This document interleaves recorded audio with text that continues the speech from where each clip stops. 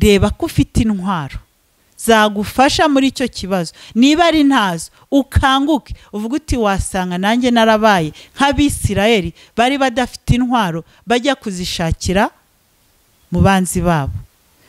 Kuko abo bantu wizeye umuntu ntabwo ahoraho. Barasenze gusa bazenguruka bucece inkike z'i Yeriko maze zirariduka. Bahaye ikaze mu kiganiro umudendezo. Imana ishimwe, ndabakunda, ndabishimiye cyane kubana namwe no kwa mudutega amatwi. Imana ibaha umugisha. Amazina ni wa mubyeyi Mama Moise ushima Imana. Amazina ni Zaninka Violette. Nifuzije kubana namwe, ndabakunda kandi tuzahurire mu bwami bw'Imana. Kadutangire dusenga. Uwiteka Nyiringabo, turagushimye, dukomeje kuba imbere yawe tuguhimbaza kubw'urukundo rwawe, kubw'amaraso y'umwana wawe yamennye kugira tubabarirwe, ubuhererwe icyubahiro. Kweretse aka kanya keza ko tugiye kuvugamo ijambo ryawe, uzubane natwe, uzuvugire muri nge, uzukorere muri nge. Ntaba ari nge mwami, ahubwo izina ryawe ryo rihabwa icyubahiro, ibyo ushaka ari byo biba. Ntacyo tuzi, ahubwo reka mbe igikoresho cyawe mwami, uze wihesha icyubahiro kuko ari wowe Mana yacu, kuko ibyo tuvuga ni ibyawe ntabwo ari ibyacu. Reka ube mu ruhande rwacu akanya kose turi bumarane, ubane natwe kandi n'abari bwumva ijambo ryawe ubahe mwami w'abami kugira aho ribakura ribabera itabaza, ibamurikira intambwe z'ibirenge byawe. Urakoze mwami, bana natwe duhamagaye Mwuka Wera kandi n'amaraso ya Yesu akomeza dutwikire, icyubahiro gikomeze kuba icyawe mu izina rya Yesu, amen. Imana ishimwe. Tugiye gusoma isomo dusanga muri Samweli wa mbere igice cya 13. Turasoma ku murongo wa 19. Iki gice cyarantangaje nkikibona, naravuze mu Mana yanjye uzi ko hari ibintu byinshi tutazi. Nsanga no muri iki gihe uyu mwuka uhari. Hano umutwe w'amagambo ravuga ngo Abisirayeli bakena intwaro zo kurwanisha. Bakena intwaro zo kurwanisha, kandi byari ngombwa ko bagomba kuba bafite intwaro zo kurwanisha. None tugiye kureba impamvu babukennye intwaro zo kurwanisha. Ngicyo gihe nta mucuzi wari ukiboneka mu gihugu cyose cya Isirayeli, kuko Abafilisitiya bavuze bati tujye tubuza Abaheburayo kwicurishiriza inkota n'amacumu. Ariko Abisirayeli bose bajyaga bamanuka bakajya mu Bafilisitiya, ngo umuntu wese atyarishe uruhabuzo rwe, isuka ye n'intorezo ye n'umuhoro we. Ariko bari bafite ityazo ryo gutyazaho imihoro n'amasuka n'ingobe n'intorezo n'iryo gutyaza ibihosho. Nicyo gituma ku munsi w'intambara mu bantu bari kumwe na Sawuli na Yonatani nta n'umwe wari utwaye inkota cyangwa icumu, ariko Sawuli n'umuhungu we Yonatani bo bari babyitwaje. Nuko abanyagihome b'Abafilisitiya barasohoka bigira mu nzira nyabagendwa y'Imikimashi. Imana ishimwe.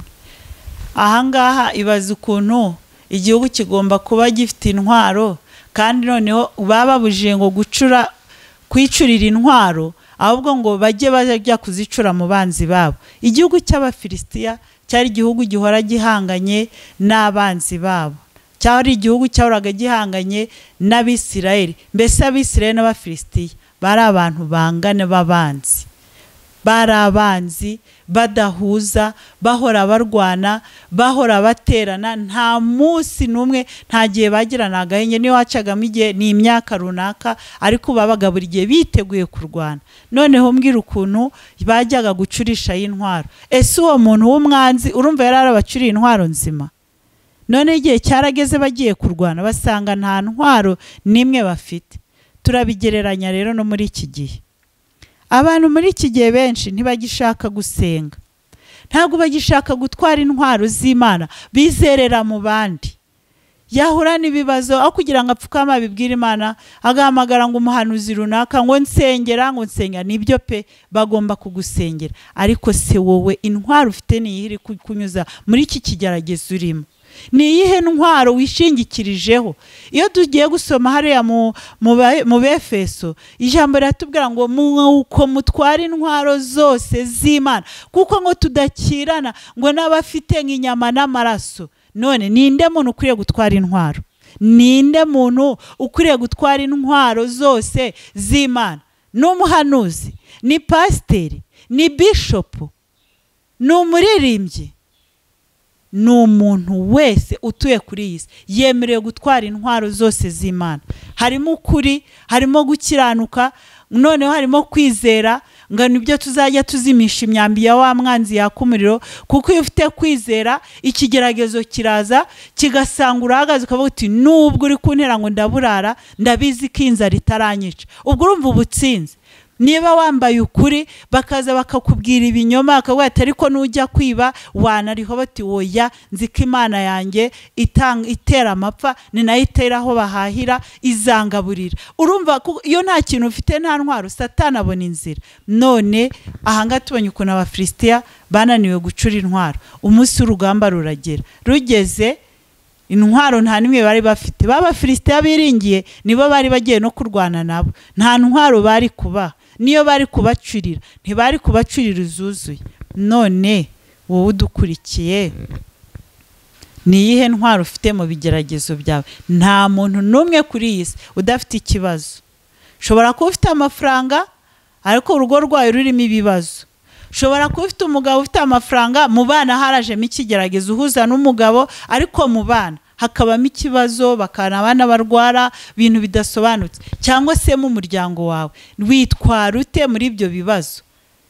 Reba ko ufite intwaro zagufasha muri icyo kibazo. Niba ari ntazo, ukanguke uvuga uti wasanga nanjye narabaye nk'Abisirayeli bari badafite intwaro, bajya kuzishakira mu banzi babo. Kuko abo bantu wizeye, umuntu ntabwo ahoraho. Ku ijambo ry'Imana ratubwira ngo Uwiteka ntabwo ari umuntu ngo abeshye. Impamvu bageranya Uwiteka ko atari umuntu, ni uko umuntu afite intege nke. Umuntu hari ahantu agarukira, umuntu ayuzi arapfa, ibyo yagusezeranije atabisohoje. Ushobora kuba ari umugabo akakubwira ndakubakira inzu, ejo akaba apfuye atayubatse. Ese none ibyo wiringiye nibidakora, wowe ufite iyihe ntwaro yakwambutsa aha hantu? Tuvuge iyo urwaye, urembye, umubiri wawe ari wowe uri kurya, ari wowe uri kubabara, wa muhanuzi kugusengera nibyo. Wowe se icyagukura aho ngaho muri ubwo buribwe ni ikihe wiringiye? Wiringiye ijambo ry'Imana cyangwa wiringire muri ba bandi uzahora ubwira ngo munsengere? None igihe azaba adahari, atabishoboye, cyangwa nawe yaraguye yarabivuyemo. Hari benshi banabeshya kuba kibirimo batabirimo. Ndagira ngo buri wese urumva iki kiganiro wisuzume, uvuga uti Mana naraguye kuko ntabyo narinzi, baransengera ariko nawe ushyiramo umwete. Nabonye abantu benshi bakunda ngo abahanuza akirwa, ukabona groupe ivuye i Kigali ishorewe n'umuntu umwe. Ubushize twagiye ahantu ndabibona biranyigisha, uwo mugabo wari ukuruye icyo gikundi barambwiye ati ni umusinzi yabivuyemo. Kandi abamama benshi bavuye i Kigali bazamukanye ndabirambiwe, baramushoreye, baziwe ngo aracyarimo, ariko yabivuyemo kera. Bitewe nuko guhora mwiringiriye mu bantu, hari igihe Imana itinda no gusubiza.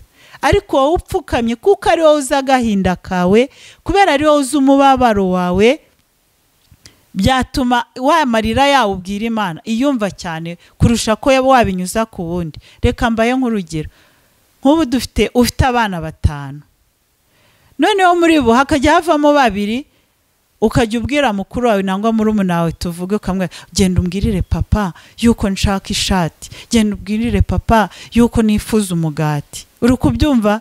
Umwana umwe akaba ari ujya uvamo mu bandi akajya kubwira papa kanaka yampamagaye ngo yambwiye ngo nkubwire ngo ashaka umugati, papa Debora yambwiye ngo umugurire ngo ikanzu. Kandi afite umunwa, afite n'uburenganzira bwo kuba yaza akagera imbere ya papa we akamwibwirira, akamubwira ati papa nkeneye iki, wenda akakubwira kiraye nangwa ntigihari, cyangwa nawe ukicara uzi koko ko yamubwiye. Wizera ute ko wa muntu watumye yanakubwiriye Imana by'ukuri? Ndakubwira yuko niyagiye kuri wa musozi aragenda akabanza akisenyera, nyuma agasoza avuga ngo wibuke na kanaka. Ariko wowe wicaye wiringiye wa muntu, baze nawe urwo rugero, umwana ufite abana 5 hakajya havamo 2 gusa bazi imbere y'umubyeyi kumubwira ibibazo by'abandi. Ntabwo uzumva cyane ibya bibazo byaba ari kutumwa, ahubwo uzumva ibyabo cyane kurusha abandi baze nyuma, kuko wabonye ko batabyitayo. n'Imana ni kwimeze. Imana iradukeneye, Imana iragushaka, Imana yarakubumbira kurema, ikwitayeho. Niyo mpamvu ibyawe ugomba kubiyikoreza. Ntube nka bano Bafilisitiya babahenze ubwenge ngo mujye muza gucurisha iwacu, ngo bababujije, ko niko twasomye ijambo, bababujije kujya bicurishiriza. Baba banebwe, baba abantu batakorera akazi, bumva bafite ahandi bagutegereje. Ariko ndakubwiye ngo wowe ubwawe niwe uzi ikibazo cyawe uburyo kiremeye, niwe uzi ikibazo cyawe uburyo gikomeye, ugomba guha agaciro. Nagira rero mbabwire buri wese amenye umwanya agomba guhagararamo, yambara intwaro z'Imana, akomere, mwambare gukiranuka, musome ijambo ry'Imana, mwambare kwizera, mwambare ukuri, mwambare inkweto arizo butumwa bwiza. Aho ugeze uvuga Imana, aho ugeze ubabona ihumure ahantu hose. Reka mbaririmbira indirimbo wumve. Gusenga harimo imbaraga zituma, kuko bara bose tuzi barasenze, nibo bisengeye, ntabwo basengewe n'abandi. Nubwo wasengerwa n'abandi, ariko nawe hari uruhare rwawe. Ntabwo tuvuze ko gusengerwa n'abandi ari bibi, ko n'amavuta ararutanwa. Na bishop arya gusengera bigakemuka, pasiteri, Imana badutuma, ariko nawe ndagira ngo ukanguriye kugira uruhare rwawe, ko hari aho uzaburi pasiteri atabari, hari aho uzaburi wa muhanuzi atagera, wowe ubwawe rero ugomba kwirwariza. Nkuko bana Bafilisitiya biringiriye babuje Abisirayeli gucura intwaro igihe cy'urugamba, niho babonye ko burya bishutse, ko bari mu mahoro nta kibazo bari bafite, bumvaga nta kibazo, ko batewe nibwo bagize ikibazo. Inkota yari ifite ngo Sawuli n'umuhungu we Yonatani. Kambaririmbire umve ko gusenga harimo imbaraga. Gusenga rero ni ibya buri wese, kwambara intwaro ni ibya buri wese, kwicurishiriza buri wese akivomera, nta muntu Imana itageraho.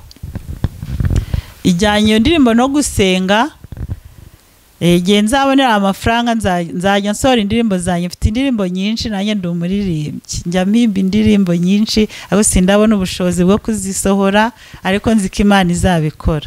Iravuga ngo nukuri gusenga gufite imbaraga zihesha uwizera wese kunesha ibimwugarije. Nukuri gusenga gufite imbaraga zihesha uwizera wese kunesha ibimwugarije. Eliya yarasenze umuriro uramanuka, ukongora igitambo ukamisha amazi yose, abona imbaraga anesha ingabo za Bayali. Nukuri gusenga gufite imbaraga zihesha uwizera wese kunesha ibimwugarije. Abisirayeli nabo imbere ya Yeriko barasenze gusa, bazenguruka bucece inkike z'i Yeriko maze zirariduka. Nukuri gusenga gufite imbaraga zihesha uwizera wese kunesha ibimwugarije. Nuhura n'ibibazo birenze ubwenge bwawe, ugahura n'ibikomeye birenze ukutekereza, wibuke gusenga. Nukuri harimo imbaraga, nukuri gusenga gufite imbaraga zihesha uwizera wese kunesha ibimwugarije. Ndabasabira gusenga, buri wese agira imbaraga zo gusenga. Mu gusenga harimo imbaraga, uko wavuga ukuri kose Imana irakumva.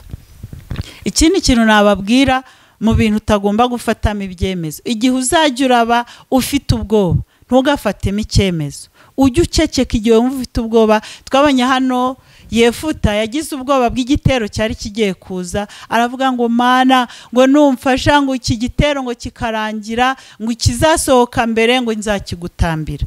avuye ku rugamba koko yanesheje, kandi urumva uwo muhigo yahize ni ukubera ubwoba yari afite.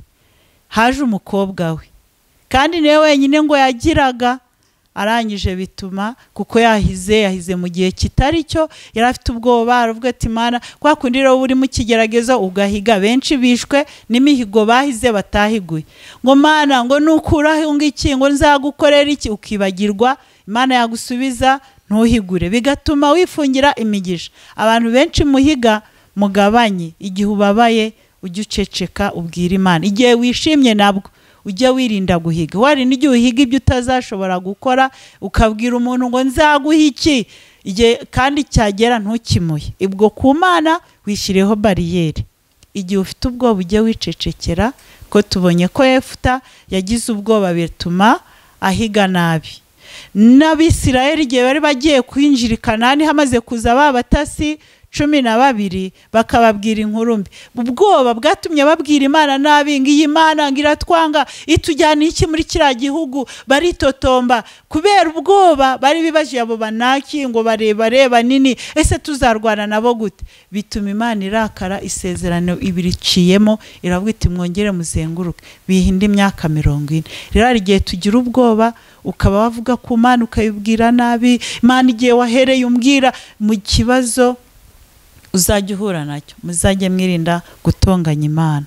Kirazira gutonganya Imana. Imana ihora yera, ihora ari inyembaraga, kandi burushobora kwitotomba mu kibazo yazanye, kandi cya kibazo kitari cyo kukwica, ari cyo kugira ngo uboneremo igisubizo. None wabwira Imana nabi bigatuma ibabara, ibyo yari igiye kugukorera ikabikuraho. Igihe uzajya urumva nta mahoro ufite, ntugatonganye Imana, ahubwo ujye uceceka uyibwire ni wowe ubizi. Igihe uzajya urumva ufite ubwoba nabwo ntugahige, kuko ari ushaka guhiga ikintu utazashobora guhigura. N'igihe wishimye, twabonye Herode niwe wishimye, umukobwa ngo yarabyinnye cyane arishima, arangije aramubwira ngo nsaba icyo ushaka cyose. Abasabye igihanga cya Yohana, yagitanze atishimye kuko yarababaye, aravuga ati ariko narangije kubihiga imbere y'iri teraniro. Bivuze rero mu byo muhiga imbere y'Imana mujye mubyitondera, kugira ngo bitazabashyiraho umugayo no kurubanza imbere yayo.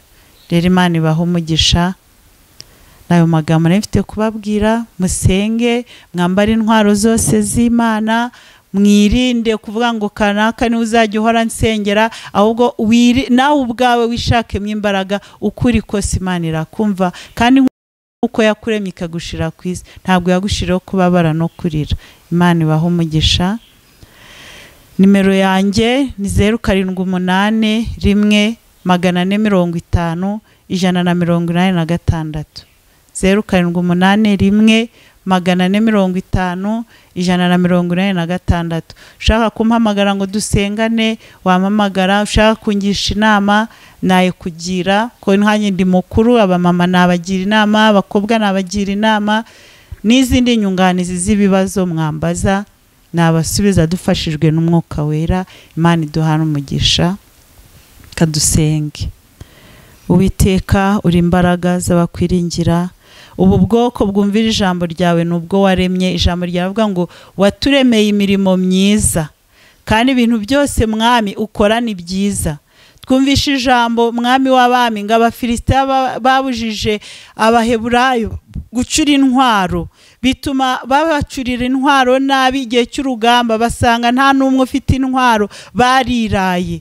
Ndakwingize ngo urinde ubwoko bwawe kwirara, ahubwo buri wese akoresha imbaraga ze uko zingana. Niko ijambo ryawe ritubwira ngo genda ngo uko imbaraga zawe zingana. Na Gideyoni yari yigaye, uravuga ngo uri umunyembaraga, kandi icyo gihe koko waramukoresheje aranesha, atsinda Abamidiyani n'ingabo 300. Ntabwo wakoresheje ibintu birenze. Wowe iyo utureba utubonamo abanyembaraga, ariko twe tugahora turi abanyantege nkeya. Duhe Mwami w'abami ubu bwoko burumva ijambo ryawe, twese dufatanyije duha ubwenge bwo gushaka intwaro, kuko mu Baefeso haratubwira ngo twambare intwaro zose z'Imana, ngo kuko tudakirana n'ibifite imubiri inyama n'amaraso, dukirana n'imyuka ho mu kirere. Mwami buri wese mwambika intwaro, muha ubwenge bwo gushaka intwaro no kwirwanirira, kuko ari abo twiringira batubeshya batubwira ibitari byo. Reka mwami twambare intwaro, buri wese mugenderere mwami, areba aho yaba yarasinziriye, areba aho yaba yaraguye, areba aho yaba yarananiriwe, uhamubyutse kuko ufite izo mbaraga. Buri wese uramureba ngo ukamenya ikigero cye. Reka buri wese umugenderere mwami, tanga amahoro, tanga umugisha mu bumva iki kiganiro, bagirire neza, baruhura imitwaro mwami w'abami. Uwaba yarasengaga akaba yarabiretse, wongere umusubizemo imbaraga zo gusenga. Abagutakambiraga bakaba barabiretse, ongera ubasanga, ubuzuze umwuka wera, bongere bahagarare neza, babone imbaraga zawe mwami, batabarwe. Kuko benshi dufite intambara tudashobora kwivanamo, tudashobora no kugutakambira, kandi dutakambye byakurwaho. Baha imbaraga zo kongera gushaka mu maso hawe. Urakoze mwami, kugendereye abamama, ugendereye abapapa, ugendereye ingurongero urazubatse mwami w'abami, ukoze ibikomeye, ucira inzira atari inzira benshi bari bashobewe. Urakoze mwami, uri Imana itabara, uri Imana ishoboye, kandi ubwoko bwawe buri kuri iyi si bwose burengere mwami, kuko ari wowe hanze amaso. Urakoze nyiribihe, komeza ubane natwe, ineza yawe iganze, ibyo ushaka ari byo biba. Byose tugusabye twizeye mu izina rya Yesu, amen.